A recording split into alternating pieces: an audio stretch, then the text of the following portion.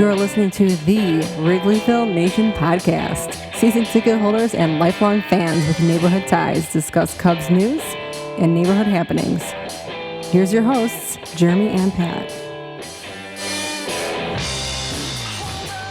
Hello and welcome to the Wrigleyville Nation podcast. This is episode 411 of our podcast. My name is Jeremy Deemer and I'll be your host.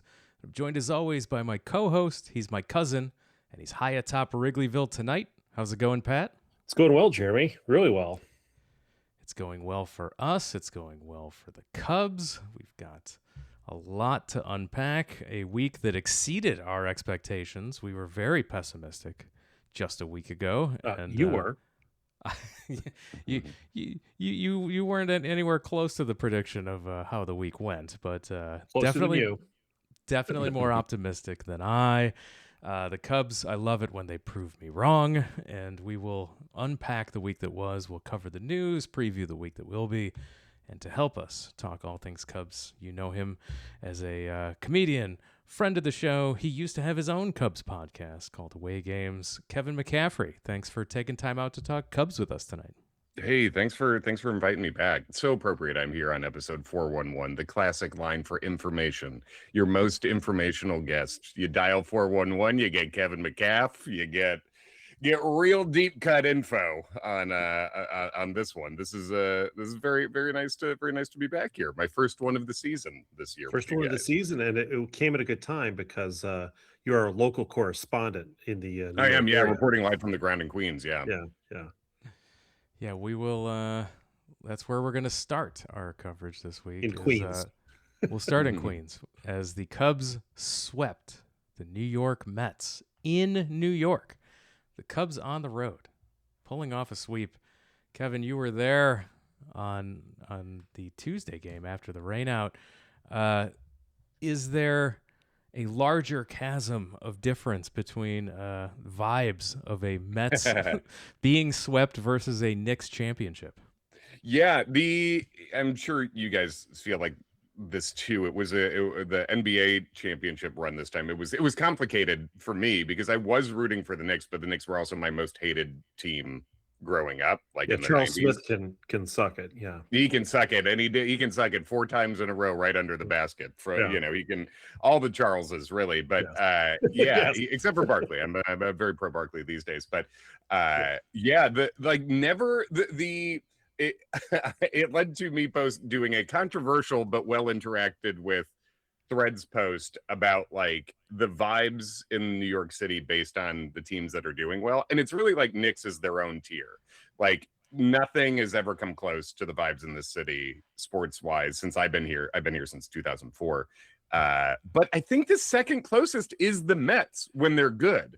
Like the grimace gay Mets of last year, like ripped. It was like really fun vibes. And I got no love for the Mets in particular, but the run they went on after like grimace and the Pride Day stuff was really fun. I'd been here for Yankees championship, and you barely notice. Like the Giants have won twice, same, but the Knicks really went off, and it is. Like I've had some of the worst experiences with other fans in my life, dating back to like single digit age. At Shea Stadium with Mets fans. Do not have love for many of them. No grief this time. They are dead inside and outside right now. So the vibe differences, it could not be bigger, as you say. I couldn't agree with you more, though. I lived lived in New York through 3 Yankee championships in a row, I think. Okay, like late 90s, I guess, right? That was the period, right? Yeah. And yet the Mets still, maybe it's because of the underdog phenomena or whatever, but I hated the Mets because of the 84 Mets and the 80s kind of Cubs Mets thing. As a kid, I didn't like them. And then, I really disliked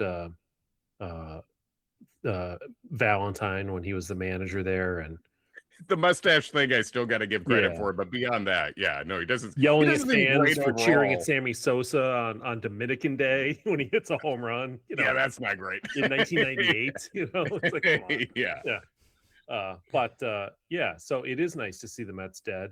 It was also nice to see the Mets playing the kind of defense that they've become accustomed, that I've been accustomed to seeing them play, which is really bad. So 6 bad. error game, right? Yeah. That is a game that is really fun to watch another team do, you know, because it's joyful to watch your team win, obviously, but it becomes like every F up is exponentially more fun. Like the first one is normal, second that happens, third it's like this is kind of funny, and by 6 it's like I'll do a shot for every one that happens. Now It's literally the opposite of watching your team, your entire infield, each make an error in a playoff game against the Dodgers in 2008.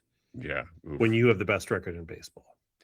That was, It's the opposite of that. It is the opposite of that. And that year, just thinking of is like, that was the 1 year of my life where I thought we would never win. After that, I was like, we're objectively the best. We sucked really bad. I guess that's it. I guess that's how it's going to go. But yeah. So no. Edward Cabrera pitched in that game before getting injured. R.I.P. Both Cabrera and Ben Brown joined the injured list this week. Are you guys going to do an in memoriam special episode for the pitchers on this team? Is that going to be 2-hour special? Yeah. Get some sad string music, get Yo-Yo Ma playing behind it, and just do a little black and white montage of every. If this were the Oscars, they wouldn't had. know what to do. I mean, because it would just take up the whole show. It would get to the point where it's like, oh geez, there would be snubs. Like we wouldn't have, there would be like, we forgot he got hurt. Milner, totally forgot about him. You know, we forgot this guy. Yeah, they'll have to do like 3 guys at once or something. The bullpen guys or whatever. You know? Yeah. Well, the pitching side was tough. The hitting came through. Both Dansby Swanson and Pete Crow Armstrong starting off the series with home runs. PCA keeping his hot streak going, and Dansby Swanson doing something, which he hadn't done in quite a while.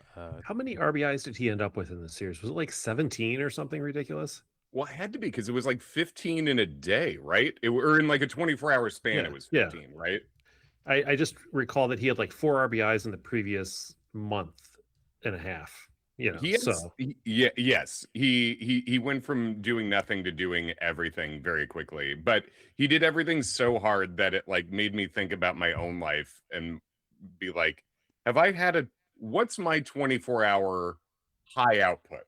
You know, like what's the best I've ever done in 24 hours, you know, as a human. Like right. I've never seen a baseball player have a run like that made me reflect so existentially on my own life, you know, and career. But yeah, somebody noted on Twitter, I think that he had 2% of his lifetime RBIs in that series.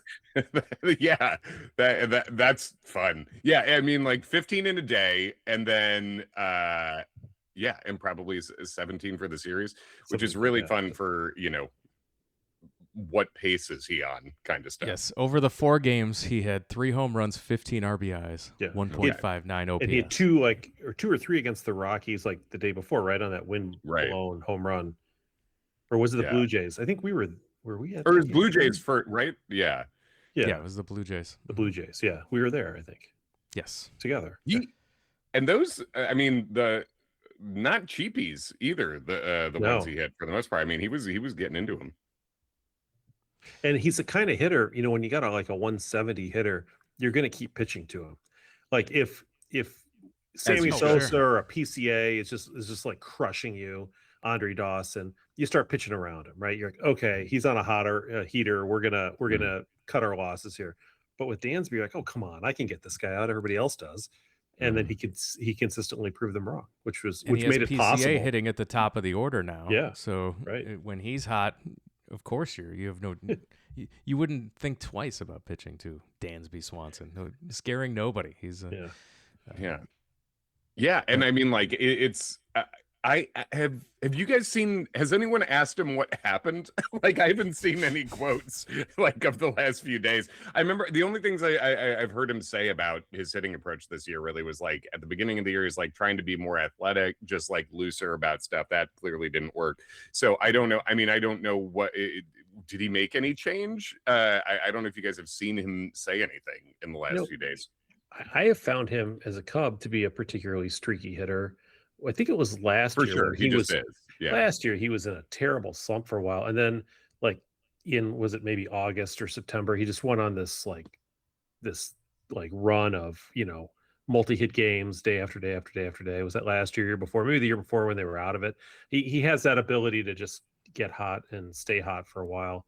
But boy, those cold spells, and this year's cold streak seemed particularly long. This was one where it felt, it's one of those things where it felt like, oh, is this the end? Like, is he like genuinely? Can't be, because he's got 3 years left on his deal, right? So yeah, I guess he would join. I guess there's a relatively deep roster of people who were cooked and had 3 years left on their deal. But he, like, I guess he's one of the all-time kings of the law of averages, because he sucked so hard for a couple of months and then was just like the best player the world has ever seen shortly. But that is like, I mean, that's progressing to the mean, right? It's like this is what we should be able to expect. And he's been around long enough and he's played long enough that he's the kind of guy who you almost would kind of expect that to happen to, I mean, for sure. It's going to keep happening. Like, he's in his 10th year, 11th year. That's the kind of thing that's going to keep happening until he's literally through. Right. And then when he's through, he's through. But he has managed to come back. And when you think he's dead, and I mean, he's not that old, right? I mean, so no, he's not that old. 32 maybe. Yeah, and he's a particularly good athlete, and obviously the defense is still there, and he's stealing bases every now and again too. So it's the athleticism's still there. I did notice that when he would get on base, he would try to steal because he at least wanted to do something. Yeah. Which I totally get, but that's also like how I play video games, and then I would get thrown out all the time. It's like sort of illogical. It's not, but he's been pretty successful at it, and it's nice because he is a guy that I just like emotional. I do like. I'm and I do want to see him do well. I found what I was thinking. Okay, 2024 by month, his batting average was 234, 155, 237, 225, 261, and then in September, October, in basically 108 plate appearances, he had 303 with an 856 OPS when the Cubs had basically the rest of the team had imploded and weren't going anywhere. But it's that kind of, he can do that for an entire month. Absolutely. And hopefully it is just like an emotional thing now where he can take a breath and get back to even, it's not going to be MVP level stuff like the last week, but like, just be a relatively normal Dansby Swanson would be massive. The Cubs had a doubleheader on Wednesday, winning both by scoring 10 runs, 10-3, 10-5. That doesn't happen very often for the Cubs, does it? No, as soon as they scored 10 in the first one, I'm like, oh man, now they're going to lose like 2-1 in the next one. Right. Yeah. And they got to 10 Tuesday too, right? Like Yeah. Yep, but they did even that was Assad and Imanaga too. I was like, how deep are these guys going to go? Like I had these images of Imanaga 1.2 innings in, giving up 7 earned runs, and Counsell just being like, I don't know, like you got it. We got the whole rest of the game to go. It's a doubleheader. Keep going. Yeah. But no, they pitched well.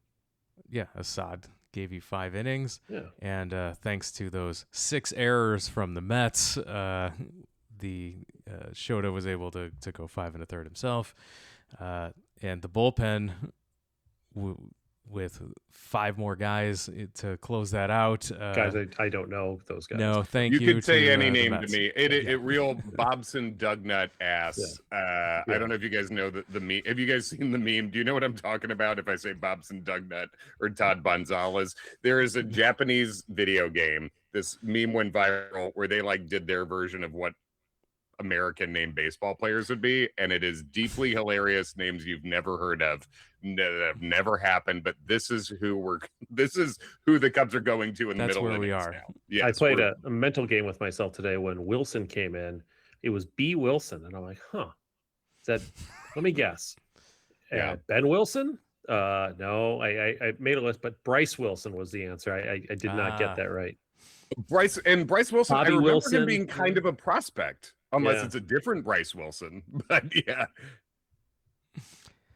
the Cubs were closing it out. It took 10 innings, but the Cubs were able to sweep the Mets 4-3, having Boyd back pitching, as well as the rest of the bullpen cast of characters, Mm-hmm. closing it out. They're not ready for primetime players. Yeah.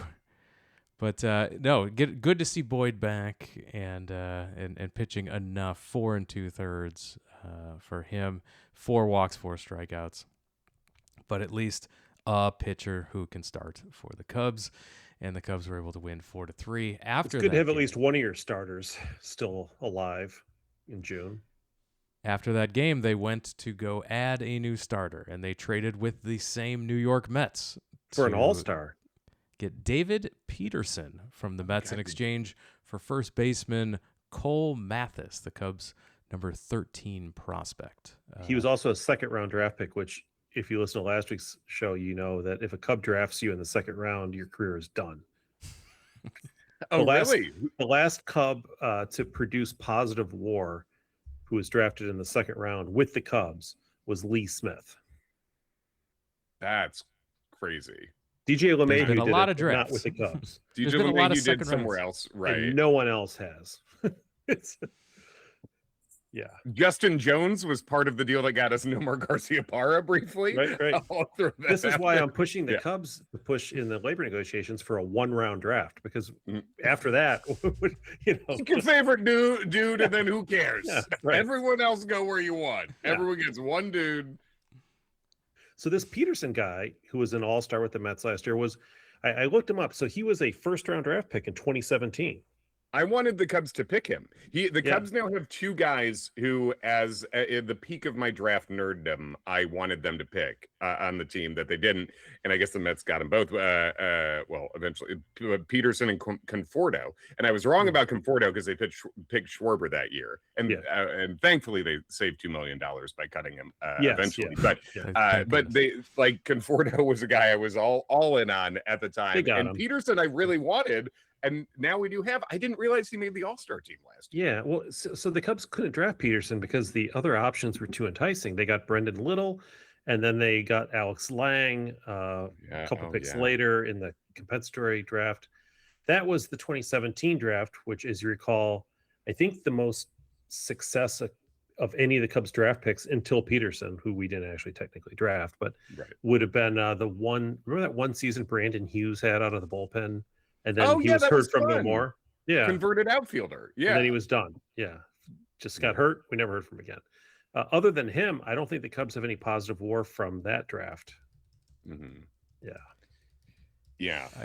I do like that Peterson immediately made the comment that he's looking forward to pitching in front of the Cubs defense, which after the series, it's literally the day after his defense has a 6-error game. I mean, that's the one thing the Cubs can offer, right? Like Gold Glove defense around the horn and a guy in center field, if you do get the ball up, who can catch pretty much anything. Not to mention a 3-time Gold Glover and left. So one of the most overlooked multi-time Gold Glovers in history I can think of. Yeah, exactly.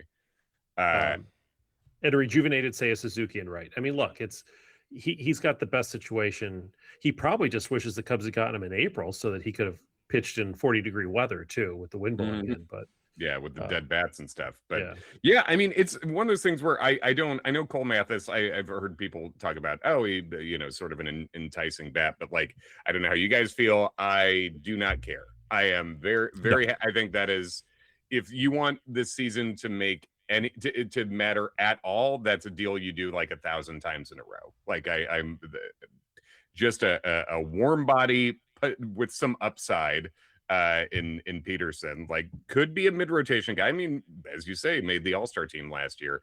I was surprised they got him for only that. Corner infielder in A ball. Yeah, no. Yeah. We're fine. We're good there. And God knows if Peterson, even if he could have an ERA of like 4 for the next 3 months and give the Cubs 6 innings on most starts or around 6, 5 2/3, they're in such desperate shakes right now that they really need that somebody, a veteran of some kind, to come in and be a starting pitcher. And he comes at a good time because when you talk about the law of averages and whatnot and regression to the mean, the Cubs have a lot of hitters who are poised to have hot streaks here too, not just dancing.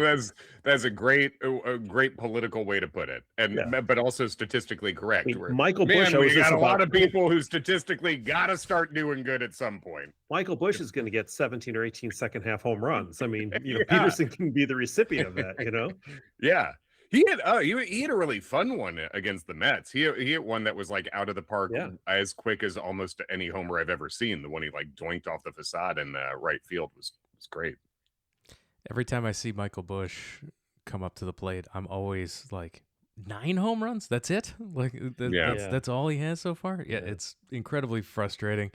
Well, he had like the Dansby start to the season, right? He had that like 0 for 38 run or whatever. But then he got his OPS up. He just lost his power. Mm-hmm. Yeah, he has walks. He was going to be our leading home run hitter, right? That was our plan. Like he was going to hit like 38 last year if you include. He was going to hit like 35 homers. Yeah, that was our goal. And we are my not under yet. In the preseason predictions is looking pretty good. Yeah. Ooh, yet under on his homers. I had like under 38, I think. Yeah. So, don't be a hater. Pretty Jeremy. good under. Yeah, I got to get in on. So on JeremyDraftKings.com. Yeah, that's right. And we'll talk about Peterson's performance here as we recap the Brewers series. The Cubs go to Wrigley Field North, my favorite suburb of Chicago, Milwaukee, where the opener you saw on paper Mizorowski and Colin Ray, and hopes were not high, and we were Mizorowski'd.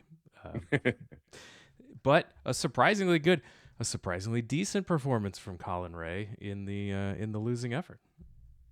I'm a Colin Ray guy in general. It's giving Glendon Rush like a sort of, the sort of edge swingman who lets you compete on a fairly regular basis. And yet if he starts a playoff game, that's probably a sign that we're in deep trouble. Yeah, and it's also not his fault. Right? Like if he's starting a playoff game, that's your fault. Like people who run the Cubs, like he competes every time out in a way where I'm like, this is a competent pitcher, and I'm happy we got him back. He's also a Grover Cleveland non-consecutive term Cub too, right? Like he's been here, left, come back, and if he could pitch, he's the kind of guy who in a playoff game though could, if your starter's struggling and you pull him early, like in the 5th with nobody out, he could pitch 2 1/3 innings and get you deeper into the game. I mean, he's stretched out, he can do that, but seeing everybody in the batting lineup once would be great, twice maybe, 3 times, that's where we start to get a little problematic. But that's like totally, but that's also that's true of so many guys, right? Right, for sure. A valuable dude who also you feel like he's done both, and I haven't, I'd have to, I guess, look at the numbers to be like if this feeling is correct, but it's like I think it doesn't seem like he's much worse in either role. It seems like he can warm up and come in pretty competently. He starts pretty competently, and we just traded for a guy who we're hoping for just, as you said, 4 ERA baseline competence. So it's like he's a valuable dude to have in there. I did think that the Pat Murphy and the Brewers were a little bit cowardly in taking Mizorowski out after 6 innings and 107 pitches. I wanted them to stretch him out to 150, 155. Yeah, let's go. Dusty Baker. Let's go. Get your rate. Come on, buddy. Get in there. Yeah. Has any pitcher thrown 107 miles an hour at their 150th pitch? Let's find out. Let's try to do it. Yeah. I do love the Seiya Suzuki always homers off of Mizorowski story that's now happening. Right. I'm here for that, and great to see Seiya Suzuki come. You said rejuvenated, Pat. A perfect description. Just in time to become a free agent. God bless. And that's it for the losing. Yeah, we've recapped the losing. Game. And can I just say, in context, so going after the sweep in New York, and I was like, thank God we swept them, because now I got to play the Brewers. And the Brewers lined this up. This is a playoff series for the Brewers, basically. It was Mizorowski, Kyle Harrison, and Brandon Woodruff. They were, and the Brewers fans, of course, when the Cubs are in town, they're like, okay, this is our playoffs. And I think what this series showed is that like in a 3-game playoff, if I'm the Brewers, the last team I want to play, even if it's all 3 home games in the first round of the playoffs, is the Cubs. Because first of all, the Cubs are going to have half the fans, right? Even at your stadium in your playoff games. So it's not really a home field advantage.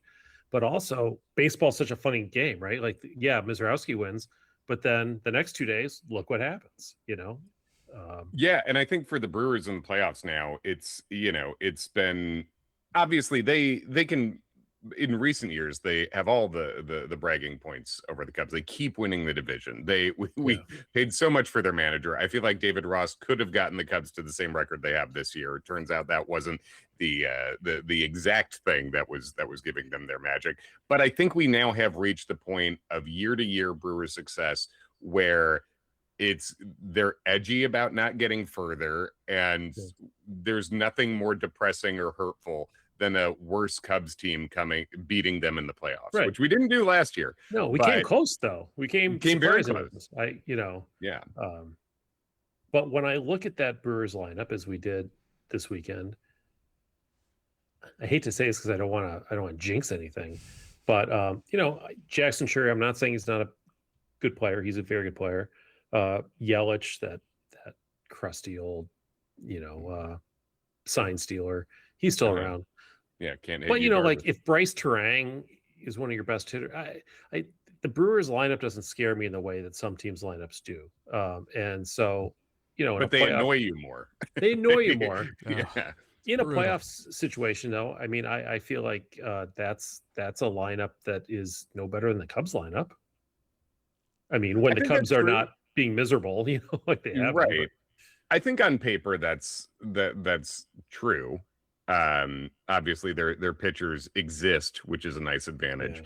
But they, I agree. It's not like you don't look at that lineup and you're like, how do we get around it? You're like, they're gonna do something. But if Cubs get any healthier pitching wise, it feels like it's also a lineup that you can make go cold for in a short and the series. Cubs saw really those are their 3 pitchers. Their 3 starters are the 3 starters of the Cubs. There's a huge drop off to Brandon Sproat or whatever his name is after that, and the rest of the guys. There's no Freddie Peralta in the background there. They don't have the. What if there is by the trade deadline though? Because the Mets are getting rid of Peralta, so he might come back. Usually you expect like a Quinn Priester, some like 75-mile-an-hour throwing guy out of that you've never heard of, who'll show up and have an ERA of like 3.12 for the second half of the year. Your suitors, yeah. But so far, it hasn't been the case, and so I look at their rotation, and this is the rotation. These 3 guys, and so it is a little bit heartwarming to see the Cubs with, by the way, an all-star rotation of our own for the series. I mean, the thing that should really scare you if you're a Brewer is that, okay, you had your 3 studs, right? And who did they go up against? Colin Ray. Second game was, who was the second game, Jeremy? It Peterson. Was Peterson, David right? Peterson. So David Peterson, newly acquired. His Cub debut, yes. And then Rollison, let's give him a name. Let's call him Robbie Rollison. I like that better than whatever his first name is. Than Ryan. Yeah. And then Rollison / whoever the hell, that the rest your B. Wilson, your Bryce Wilson. Yeah, making his Cubs whatever debut. Wilson you think you deserve. B. Wilson went 4 1/3 scoreless. Mizrowski couldn't even do that.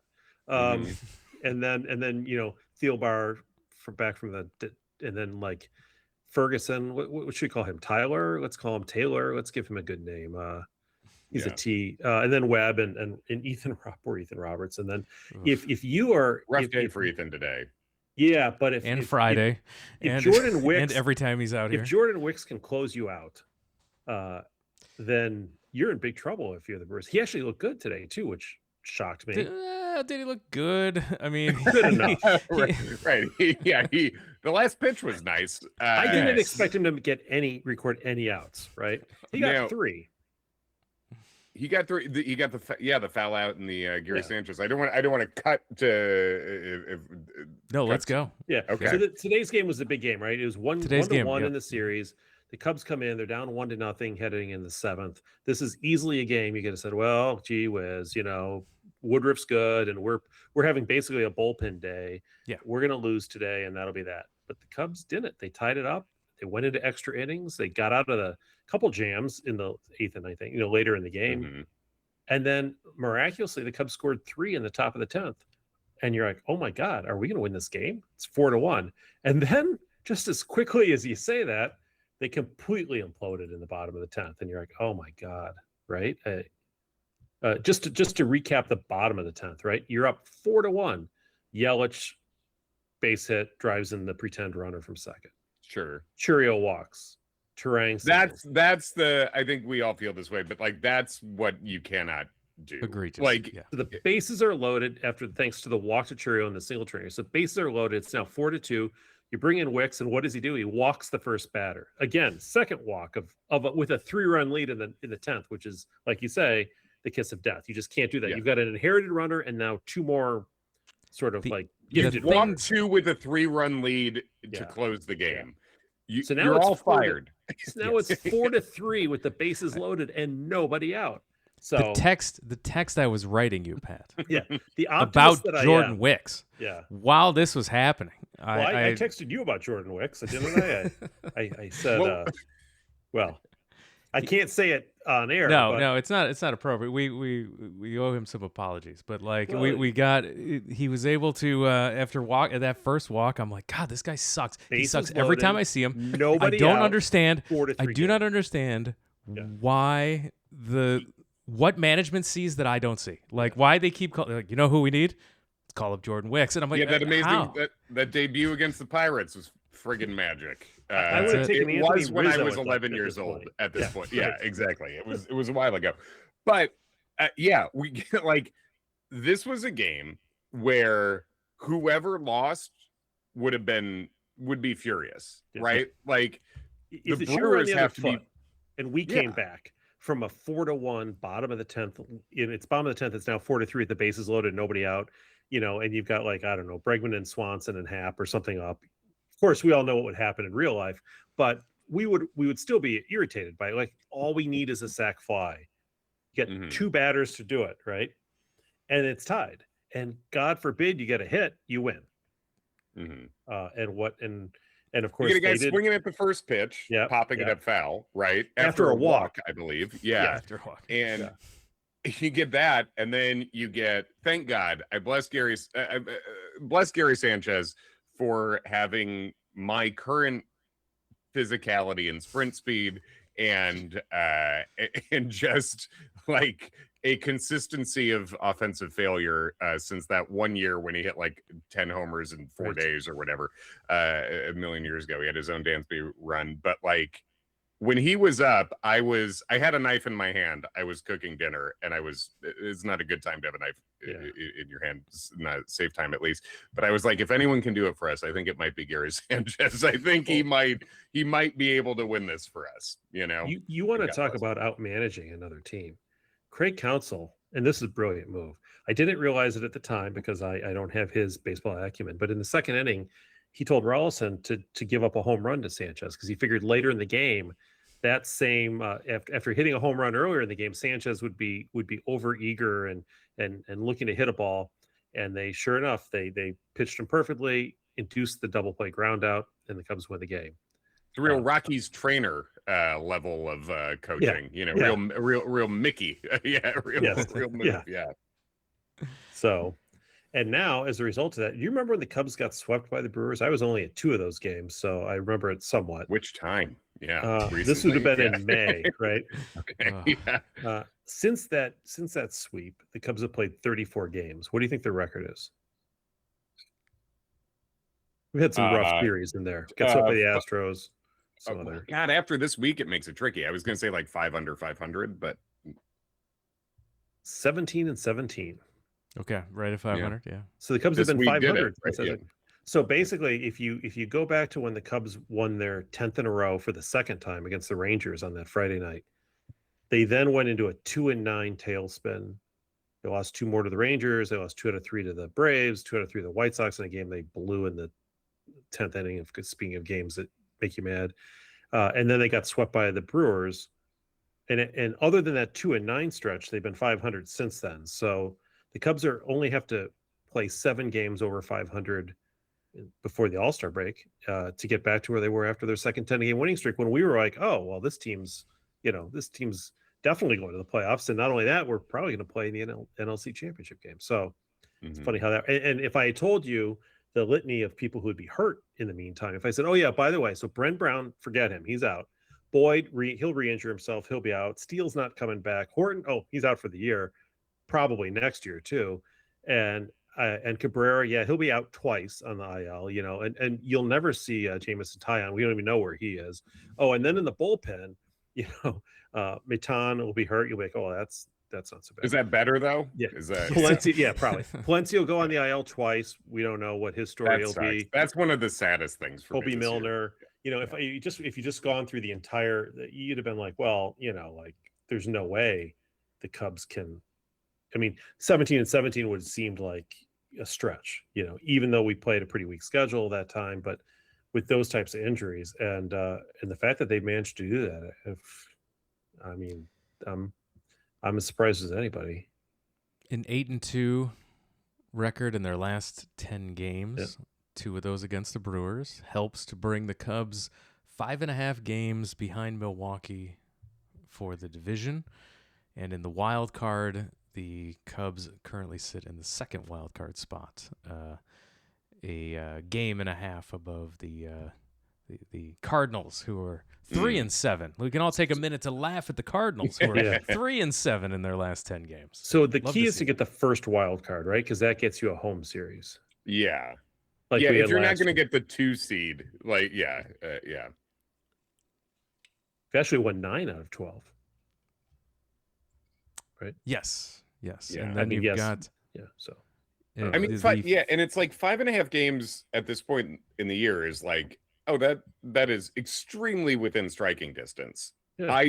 It doesn't to me feel like it is. No, because you feel like we're still playing with smoke and mirrors, right? Because the pitching is so banged up. Yeah. I mean, you just if you had a healthy rotation, or if you were going to tell me, well, Steele's going to be back next week and or in 2 weeks, and Tyon's right around the corner, and there's some semblance of a starting rotation, and Palencia is going to be back, I'd say, okay, fine. But they don't even have timelines for these guys. I mean, that's how bad it is.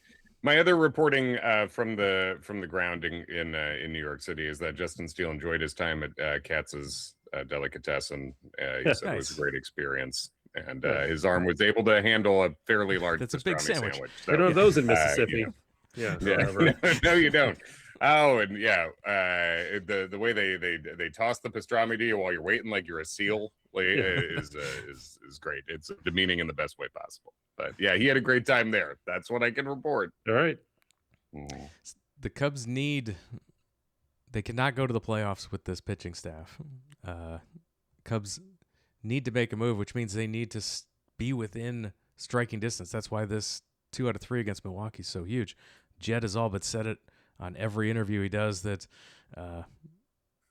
he's willing to go in just as far as the Cubs are competitive at the trade deadline here. So, Pat, look as he wears the hot dog suit and says, "We're all trying to find out who did this." Trying to figure out making who us this did competitive.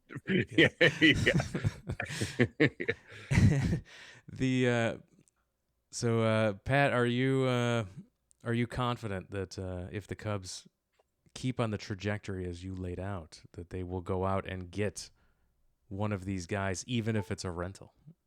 No. Or are they going to stick with? Why would I think that? Remind me when the last time they did that was. I'm just curious. Like we're talking about like Webb, or somebody really good, a Peralta or something. Yeah, no. The sorry, the price was just too high, but we did get this one guy who's coming off Tommy John, who's pitched an inning in 2/3. I mean, he gave up 4 runs, but his velocity's back. They were in on somebody. They were going to be in on them, but the price got too high. Yeah, I mean, come on, you can only do so much.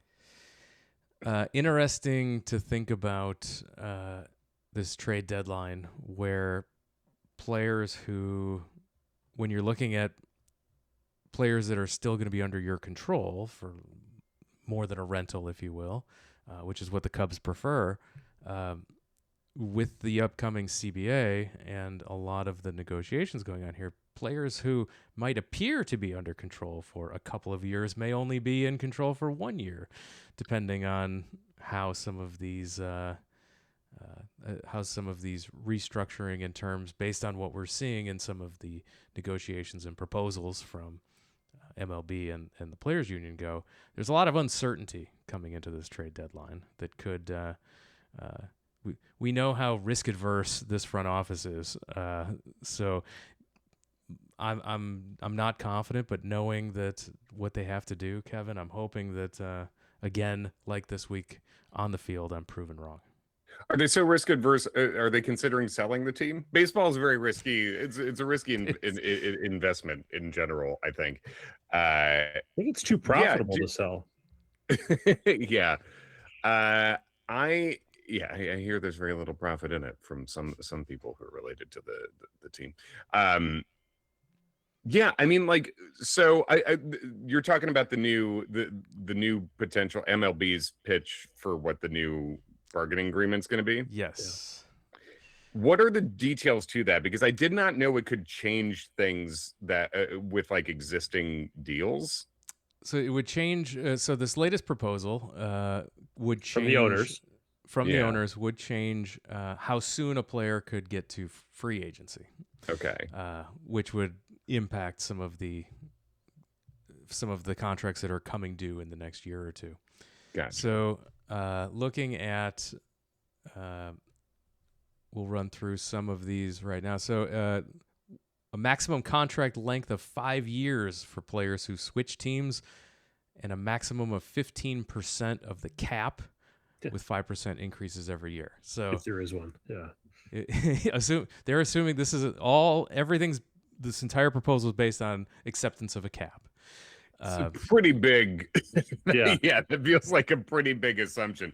The players will Bryce Harper might get suspended for the year for murder after after this if this goes through. I could see the. Oh, go ahead. No, I was just gonna say because I learned about a lot of this from the pre-show. Little peek behind the curtain, folks. You guest on this show, you get a DM through Blue Sky that tells you some bullet points, and I did not know any of these bullet points about what was going to be in the new bargaining agreement before this, and it's like so NBA coded, like all the like it's so NBA. So vibes. Kevin, for you and I, it's NBA coded. Jeremy says it's NHL coded. So I think that's also true. Yes. Yeah, so I think it is coded in those ways, and while I think the players would compromise and agree to a salary floor, a cap they do not want. It is an interesting philosophical debate, because if you're the players union and some of these provisions are like more money for young players, the contract up to $1 million, whatever, right. And stuff like that. And maybe a shorter period to free agency. And what was the other one, Jeremy? If you're over 30. Yeah. So you can get to free agency after 5 years of service time instead of 6 years for players 30 and over. Right. So the Patrick Wisdoms of the world would be getting it, but it's Korea, from what I understand now, or for the Cubs who are marinating players in the minors till they're 26 or whatever, 25. They'd be free agency there. But it's an interesting philosophical question from the Players Association standpoint, because would you be willing to trade younger players getting more money sooner, and getting to free agency sooner? Because the big issue is always you want to get that contract. That it's not even the second contract like they talk about in football and in other sports. Right. It's really the first contract, because before then you're just getting signing bonus, and then you're working at Chick-fil-A basically. Right, pretty much. So it's getting to that free agency faster. Would the Players Association, and it's more likely, would the players be willing to say, we're willing to agree, maybe not to like, this deal would be like 5 years if you switch teams, 6 years if you stay with your team. Maybe they'd say like 6 and 7. Isn't that the NBA model or whatever? Something like you could always work on the details. But you get your bird rights. For staying with the team. Exactly. Right? Yeah. So would you say, well, we could agree to 6 and 7 year or 7 and 8 years or whatever in exchange for getting free agency a year earlier, because the year earlier will benefit many of our players, like 60% of our players, whereas the difference between a 7 or 8 year contract and a 10 or 15-year contract, that affects about 20 guys, right? Yeah. I mean, Juan Soto, how much was his deal? Like 15 So- years or something? It was a long time, right? Yeah, so like to compare Juan Soto's deal to this proposal, you Yeah. have so Jeff Passan tweeted out that free agents would be limited to 5 years, $202 million contracts based off of what the current cap proposal would be.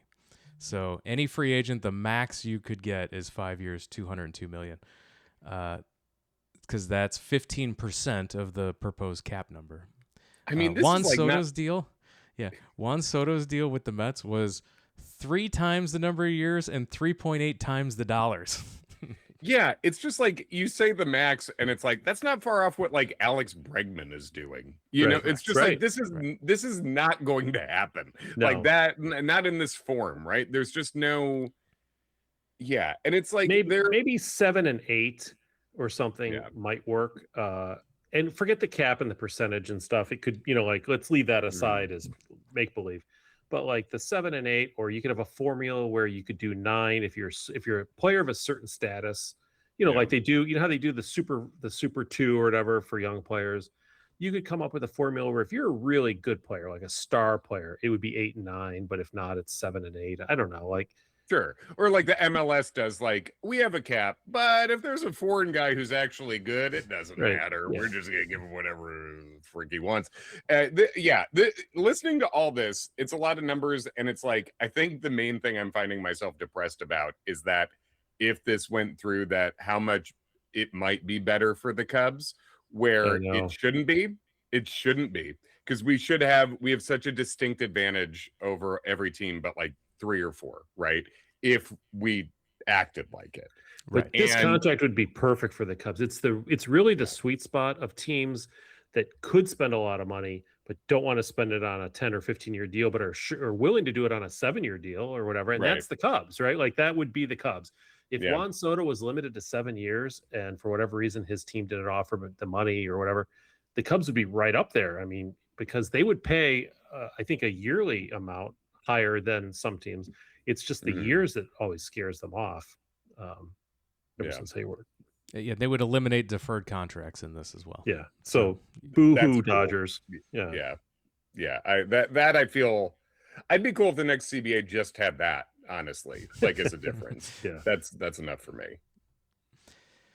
So every time I see these proposals, I get sad that we're not going to have baseball. We're barreling towards a lockout. That I think that's really the most relevant read of it, right? It's just like even seeing this many numbers tied to a salary cap is like you're presuming something that won't happen. Right. So that's the problem. Yeah. So is it next year won't happen or next year and a half? I don't know. It would be next year. Next year would not happen if they go to a lockout. Right. Cool. Which we've talked about before. They're going to start negotiating their TV deal here shortly, so it would be absolutely catastrophic for baseball to not have baseball next year when you're trying to negotiate a giant TV rights deal. I am interested in the salary cap concept solely because it would be tied to revenue sharing, and I would love to see how the owners define opening the books from a revenue sharing standpoint, right? I've seen this in hockey, and it's completely absurd. When they defined what hockey-related, it's like whatever we told you we made, not, buddy. It is hilarious. Yeah. It's comical. So. Oh yeah, they'll just lie. Yeah. They get to do that. Yeah. How much money did you make last year? I don't know, like $1,000. You're like, that's ridiculous. It was a big year for us. Like, it was a big year. $2,000. Yeah. Yeah. All right, well, let's get back to looking at the team on the field and not worrying about next year. Let's finish out this year, and let's look at next week. In fact, it's a homestand for the Cubs. Pat, you'll be there tomorrow. It's the San Diego Padres coming to town. And Tuesday, and maybe Friday and Sunday also. It's going to be a long week. So Padres in town for 3, day off on Thursday before those terrible 3-7 in their last 10 games. St. Louis Cardinals come to town, and we get to see the Cardinals at Wrigley for the first time this season. And yeah, so 6 games on the homestand. Pat, how do you feel about this? The Padres series. I feel, well, first of all, it's a big grudge match series, right? I feel fine about that. They're not pitching their best pitchers in that series either. We have an excuse; ours are dead, but theirs just don't line up.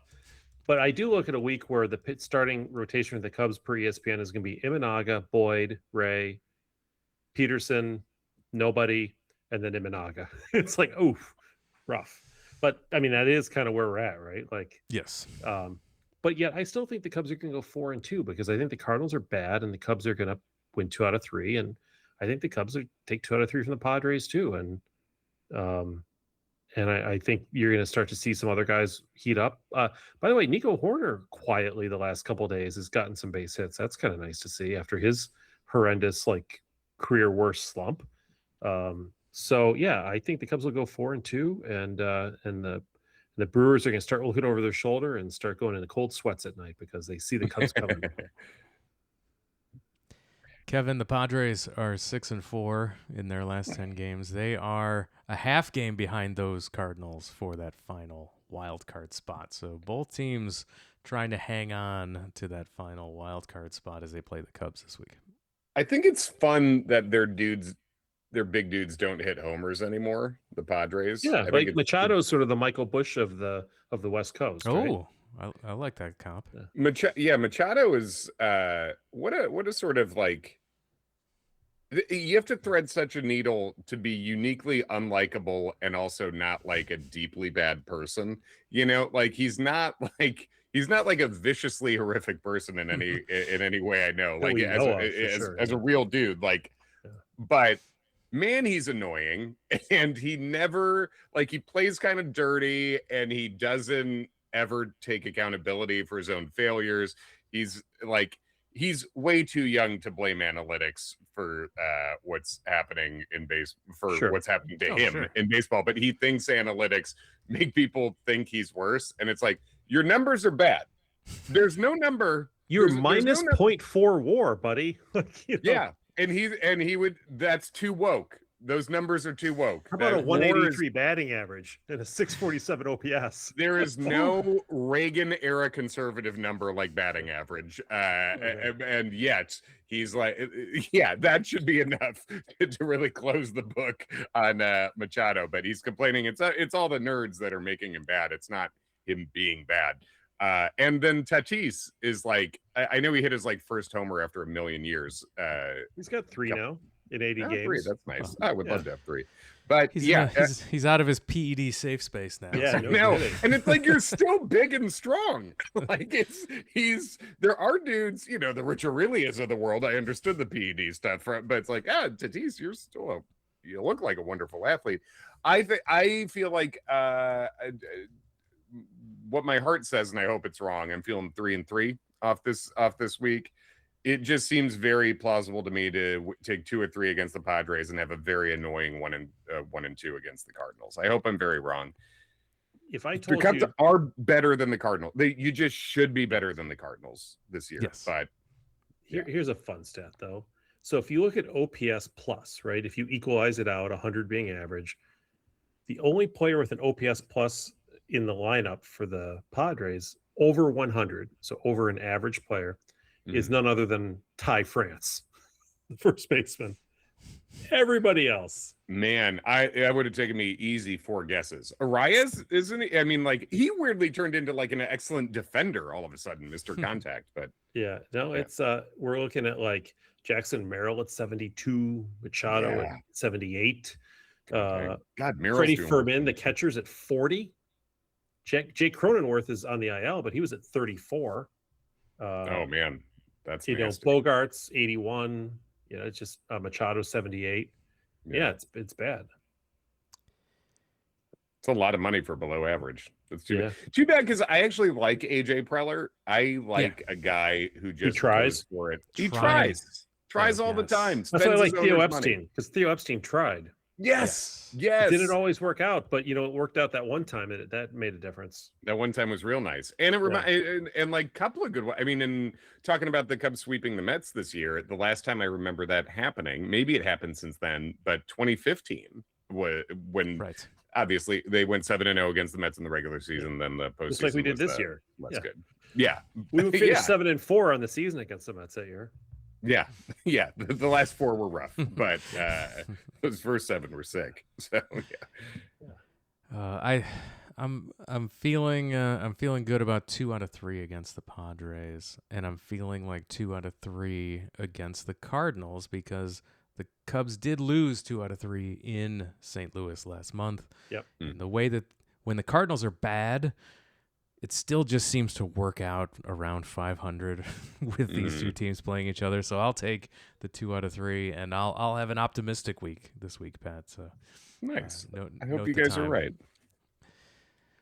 So that is a wrap on next week, which takes us to how we close the show every week.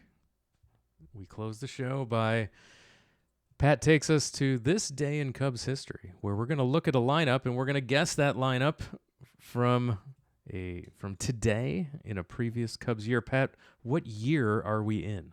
We are in the most underrated year of the century for the Cubs. 2001. The Cubs won 88 games, which in a 15-year span, starting in 1999 and going up until 2008, that 88 win season was their second best stretch in the whole time. The only year they were better than that was in 04 when they did not make the playoffs and they won 89. Spoiler alert, they did not make the playoffs in 01 either, but they finished in second place. They're like the 4th best team in the National League. They were quite good. They were very close to the teams above them. I think, Kevin, you might have been in Indiana at the time or something, right? Were you? In 01? Yeah. Yeah, I was in. Yeah, I guess I was like in Bloomington or something. In Muncie, Indiana, Muncie, Ball State. Indiana. I was. Yeah, that's between freshman and into sophomore year at Ball State, Indiana. Ball State in Indiana. But yeah, that was a fun team. John Lieber, former guest on the old Cubs podcast. I had one of Jeremy's favorites. Yeah. Yes. Yeah. He 20 win. I think he won 20 that year, right? Yeah, absolutely. Yeah. Well, on June how was he 28th, as a guest? As a guest, he was a nice hang, and there was enough things he said where I'm like, we should speak never again, probably. But or just kids don't want to work anymore. He's one of those guys. But he was like a pleasant and a generous podcast guest, I would say. Good. Yeah. So on June 28th of 2001, did Lieber pitch? He did not. Okay. By the way, this is a quarter century old game that we're going back to. Jesus. Cubs lost to the Reds in Cincinnati 5-2. Probably kept us out of the playoffs, all things being fair. I mean, that was probably the difference. We didn't know it at the time. Yeah. So the pitcher that game was who? So it was not Lieber. No. He was a guy who won 19 games a few years earlier in that 98 season, the Kerry Wood season. For the Cubs? Yeah. And then he proceeded to win like 6 or 7 games each year for the next several years. Including this year. No. Traxel was better than that. This guy won 19 games in 1998. Yeah, how am I'm disappointed in myself on this one. Tapani was gone by then, right? It was Tapani. It was Tapani. Yeah. Oh, my favorite junk pitcher. This was his last nothing year but junk in Major League Baseball. He finished the year 9-14. Okay, Tapani with a 4.49 ERA. But after this game in June, he lost the game, but he was 8-5 with a ERA of 4.68. But he would only win one more game the rest of the year, despite the fact that the Cubs would go on to win quite a few more games the rest of the year. Cubs were 13 games over after this loss, so they got off to a good start that year. Tapani, however, did take the loss. Todd Van Poppel came in relief, followed by Will Oman, Courtney Duncan, of course, and then Felix Heredia. Yeah. Felix Heredia is on the Mount Rushmore for Cubs. I was angriest to see every time I saw, whether irrational or not. Every time he was with the Cubs for, I mean, only a few years, but more like every time he came in, I remember being like told, yeah, he has upside. He's a prospect guy, and I'm like, he's been the worst pitcher I've ever seen. Every time I've seen him, He pitched for the Cubs for 4 years. He had minus 0.5 WAR. Yeah, that Felt feels worse, low. though. Or high. Well, a lot of that was probably inherited runners he gave up that don't count against him. But yeah, that's true. God bless him. Maybe a lovely guy, but made me irrationally or possibly rationally angry every time I saw him. Yeah. So let's jump to the Cubs lineup that day. Let's get to the lineup. Okay. Who's leading off? Leading off and playing second base for that team. This is a Dusty Baker favorite. Oh, I was going to say Bellhorn, but no. If it's a Dusty Baker favorite, we're leading off with Nafi Perez. No, not his all-time favorite. He's a favorite, not his favorite. He was favorite. not around, right? Yeah. Not his all-time favorite. Yeah. This guy has a son who played baseball later on, who I got to see play for. Eric Young, EY. Eric Young Sr. Yeah. Well, at the time he was not senior; he was just Eric Young. He was just Eric Young. But really, the Babe Ruth of procreation, just calling his shot, putting senior on his jersey before he ever even found a wife. The shortstop for that team, batting second. Got to be your boy, Ricky Gutierrez, right? Yeah, former Astro, Ricky Gutierrez. Yeah, second on the team in RBIs that year with 66, I want to say. Yeah, probably. And then we've got, of course, in the 3-hole, the hero, who was 3 for 4 this game, had raised his OPS to 1.09. Love a quad. Jeremy, you know our right Sammy fielder. Sosa. Yeah. Sosa, this is the funny part about Sosa. Everybody talks about the 98 season when he and McGuire were having their home run contest. But, there were other years, and I think 2001 was actually Sosa's best year as a Cub. I think it is. 64 homers, 160 RBIs. 10.3 WAR. Led the league with 146 runs and 160 RBIs. 160 RBIs. That's 64 wild. homers. 34 doubles. Who did he lose the MVP award to? Did he get 328? 328. Yep, 328. I had every number on that. You nailed the stat line, Kevin. Nice job. 160 Nice job. His OPS plus was 203. He was two players plus. Who won the MVP that year if it wasn't Sosa? It was Barry. Sosa. 74. Oh, yeah. This Barry. Okay. But I mean, I don't know. I'll die on the hill. That's a Hall of Famer. After Sosa won his MVP in 98, he followed it up with a 9th place finish, 2nd place in 01. In 01 too. Another 9th place, and then an 8th place. Plus he had an 8th place before. I mean, when you talk about the Hall of Fame, 1, 2, 3, 4, 5, 6. Having 7 top 9 MVP seasons is usually like one of the leading indicators of being like one of the guys of a period, right? And one of my top criteria for being a Hall of Famer is being famous. And that guy's super famous. I think that's a great, possibly overlooked, underrated criteria. Super famous. You cannot do an era of baseball without talking about him. Right. Exactly.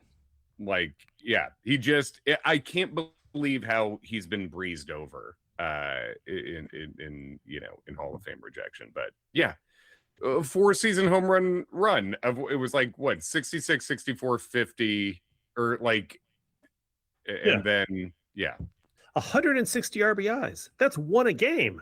It is just a pretty good bit of production. Yeah. And he took a ton of walks too. And by the way, I just told you who the top 2 guys in the lineup were: Eric Young and Ricky Gutierrez. So it's not as if it's not a ton of runs to be knocked in, really. Yeah. You're so who's 4? Yeah. So the 4th place hitter was future Milwaukee Brewer, current Cub at the time. Oh. Looked like a Brewer. What position? He was playing first base this game. He could play left field, apparently, I think. This is stupid. I should absolutely have this. He went on to play for the Brewers, I believe. We're not. I mean, it's too early for Carlos Pena. Oh no, this is just like big fat white guy who looks like he drank a lot of beer. That guy. I mean, a brewer. Like literally, like he could brew the beer for the Brewers in the outfield. Like he's the guy up in the. I know who this is because he's one of my favorite Immaculate Grid picks. Matt Stairs. Yes. Matt Stairs. Nice. As soon as you told me, as soon as you gave me a good body type, I was able to. Hell yeah. This is his one. You know, he only played 1 year with the Cubs. He was playing first base, huh? Wow. He played 1 year with the Cubs. I felt like he played longer with the Cubs, but it was just 1 year. Yeah. Yeah, he feels like he was there more. Yeah. Feels like a 3-year guy. He does. You know? Yeah. I mean, Shane what if Andrews Jeremy Burnett played was longer. fatter? Yeah. And then we, yeah. Oh, and then batting fifth on that team. This is one of Ron Santo's favorite player. Left fielder, nondescript, not very good. Probably didn't play much longer. He called him sweet swinging. Or wait, what position did you say? left field. I think Ron Santo knew somebody in the 60s who reminded him of this guy. He must have been, because this is a 60s nickname he gave him. I think I know. What do you think, Jeremy? Is it Sweet Rosie Brown? Is it Sweet Rosie Brown? Yeah. Nice. Isn't it like Roosevelt Brown? Yeah. Oh my God, that's Isn't a Sweet name Rosie Brown like a 1968 nickname? It's not. It's not timely. No. I was a big Roosevelt Brown guy at the time. Yeah, from the Tuffy Road School of. There's something here. Followed up in the lineup by a guy who played 17 years in the big leagues and recorded a total of 7.7 WAR over those 17 years. I respect he spread it out. Third baseman on this day for the Cubs, former Tampa Bay Devil Ray back then. So when we're talking about third baseman in 2001, I'm going to tell you my favorite player with the guy. I was so excited when the Cubs signed Bill Miller to be their third baseman, and he blew out his knee. Yeah, he blew out his knee in that Cardinals game, and that was early in 2001. So he is currently not the third baseman, but he should have been. I know he should have been 300 too when he did it, and frankly, to do it in the worst city in America is an indignity that should not be. He didn't deserve that. No, he was a good guy. In Tampa, is that what we're calling worst city? No, St. Louis. Sorry. Okay. Yes, the undisputed worst city in America. Does that make it easier? Yeah, I'm open to a lot of pitches. I've been to. Tampa's a place where it's 100 degrees, humid, and pouring rain at the same time. I experienced that. It's like being in the Amazon. Yeah. But someone will offer you the worst drug you've ever seen, without even asking. So that's nice. Bill Miller that year, by the way, put up 1.8 WAR prior to his injury. Oh man, he was so good. 851 OPS. He was having a good year. Yeah, Corey Patterson asked first drug of the year. Yeah. So I'm bummed. So I can't. My brain, it's a black hole on who's playing third base. Okay. Because I've trauma blocked it from. It is none other than Miguel Cairo. Oh, yeah, was a second baseman mainly as a prospect who stole a bunch of bases in the minors. And, and then I remember, back then where you would you'd have to do like Vine Line or something to find out about the prospects. You couldn't see video. And I remember second baseman Miguel Cairo prospect steals a bunch of bases. And then I saw him and I was like, oh, he's rounder than I assumed he was going to be. This is a thicker man, but God bless. He's getting a good interesting fact. He's a Garfield too. He played with the Cubs twice. Oh yeah. Absolutely. 97, played with the Cubs briefly, then went to Tampa Bay for 3 years, stole 25, 30 bases a year. Then the Cubs got him back in 01, and then they traded him halfway through the year to the Cardinals for some reason. So yeah, he came and went. He is a minor character in this play. Yeah. All right. Third baseman Cairo. So now the 7-hitter. The 7-hitter is, speaking of legacies, much like an Eric Young, this was a legacy of a Cub legacy. One of my favorite players. This guy was a center fielder. Center fielder, Jeremy. We had initials for him. I know this one. I hate this guy. Go ahead, Kevin. It's got to be Gary Matthews, right? It is. GMJ. GMJ. Yes, it was always my GMJ list of Cubs I hate because he would just drive me nuts. He hit a home run in this game, his 7th of the year, tying Michael Bush. He was 1 for 2 with a run, 2 RBIs in the game. So, Kevin, back in that era, I spent a lot of time in what I used to call the center field bleachers. It was the section just to the left of the batter's eye.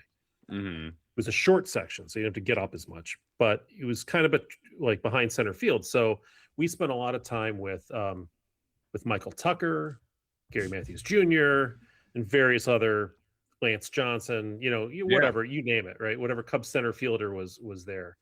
Some Corey Patterson time there. And this was the GMJ era, which Jeremy sat through some of those games and was not as big a fan. I was such a big fan of the Sarge, Gary Matthews Sr. Yeah. Although they're not really senior and junior, but whatever. Yeah. So there you go. But you, Jeremy, what was it that that turned you off about GMJ, as you call him? It was every time I needed to see him do something. So when he played offense, would let me down. Probably, I guess. Mostly on offense. Yeah. Would pretty good. Just defense. always let me down. Just let me down every time. So his first year in 2000, he had an OPS plus of 44, 190 batting average, and a 562 OPS. He's a born San Diego Padre. And in 2001, he upped that to 81 because he had 217. He wasn't with the Cubs for as long as it felt like, though. I'll tell you that. No, he went to brief, and then he was like an angel for a while. He went to Anaheim, he made the All-Star team with Texas and was 30th in the MVP voting in 2006. Every time you talking about in this episode, Gary Matthews Jr. being an All-Star, David Peterson being an All-Star, just infuriates me more that Kyle freaking Hendricks never made an All-Star team. The major league leader in ERA one year, did not make a single All-Star team in his whole life. Gary Matthews Jr. The world's unfair. Jeremy, 102 runs, 194 hits, 44 doubles, 6 triples, 19 homers, 79 ribbies. Good year. 313 average with an 866 OPS and a 121 OPS plus. Broken 5.2 clocks, blind squirrels. Okay. Yeah. All right. So he had 1 year. Okay. He was 31 when he finally hit his peak. 31. Okay. Yeah. Me too. Yeah. There you go. Yeah. So there's hope for all right. Round out this lineup for us. All right. So we got the 8th place hitter. He was the catcher, made an All-Star game once because none of the catchers wanted to play and he was local, I guess, or whatever. So they're like, you can be the catcher. Local to where? I think it was in Chicago. It must have been in Chicago. It must have been. Is this a Nepo baby as well? This might have been the one at the White Sox. No, this is a future manager who won like 5 championships or something, probably.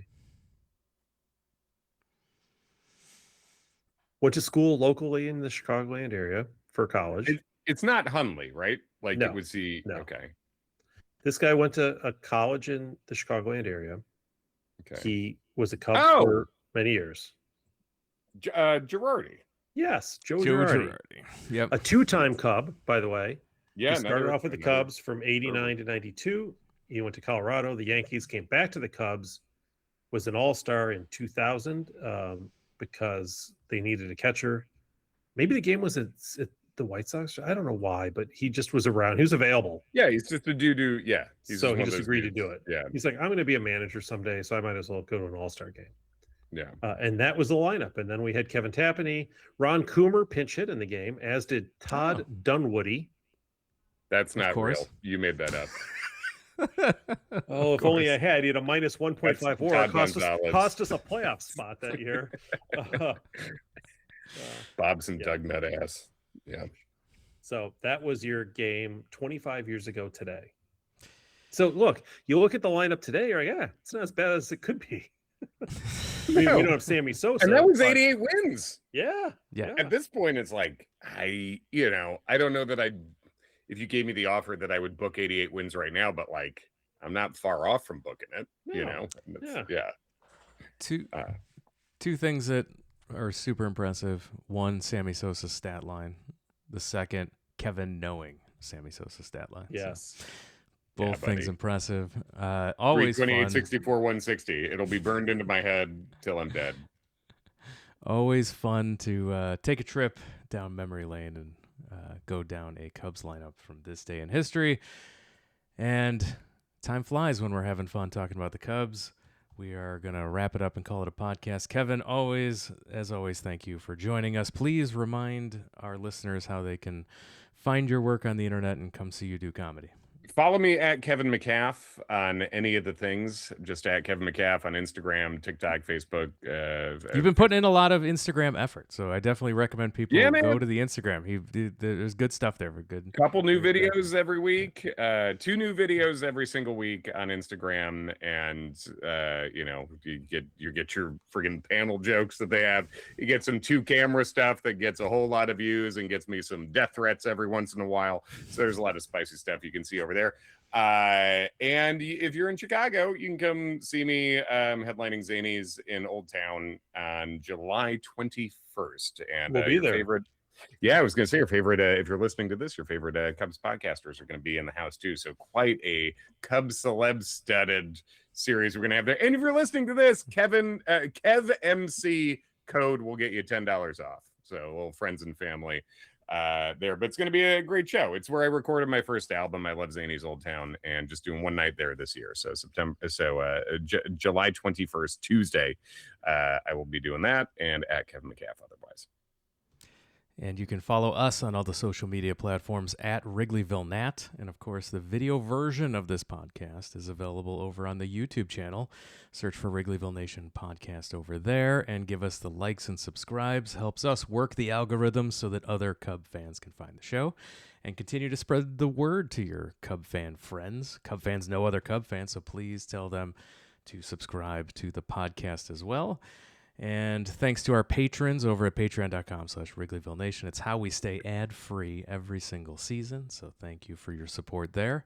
And with that, we're going to wrap it up and call it a podcast. WrigleyvilleNation.com has all of the links and everything I described. The entire back catalog of the podcast is available over there. And with that, we're going to wrap it up. Pat, thanks for joining us. Thank you, Jeremy.